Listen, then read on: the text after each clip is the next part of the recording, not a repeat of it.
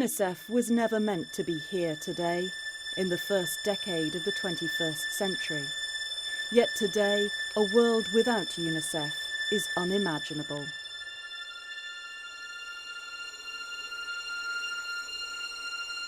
Brought to life by unanimous vote at the first ever session of the United Nations General Assembly, the United Nations International Children's Emergency Fund was to provide short-term relief, food, medicine and clothing to children in a Europe ravaged by war. It was the first international organisation for children ever.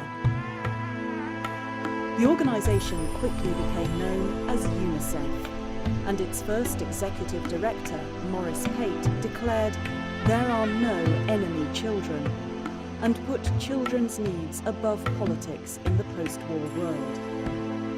At the peak of its activity in Europe, over 6 million children received daily meals and milk, earning UNICEF the nickname Milkman to the world. UNICEF was, and still is today, funded entirely by voluntary contributions, and the first national committee to support the organisation was established in the United States. The idea to sell greeting cards to help children was born, and rapidly began raising funds and UNICEF's global profile. Of course, children around the globe were affected by the World War, and soon the relief effort spread to China and Palestine, then Latin America.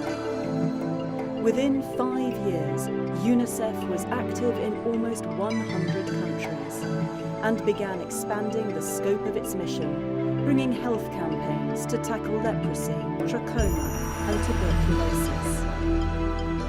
There was considerable resistance to the idea of continuing the UNICEF experiment beyond post-war relief, but it was apparent that children faced an ongoing, silent emergency every day, a spiral of poverty, disease and hunger that kills thousands and stifles global development.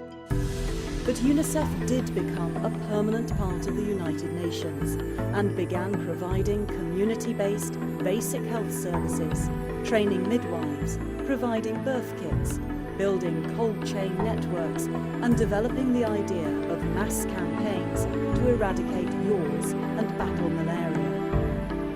Today it's commonplace to see celebrities speaking out on humanitarian issues.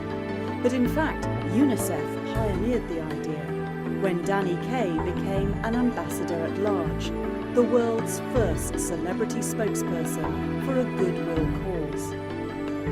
The United Nations Declaration on the Rights of the Child stated that the hunger, poverty, disease, discrimination and ignorance endured by millions of children was a violation of their basic rights. The idea that every child had the right to health, education, equality and protection was born, and the landscape of children's lives was changed forever.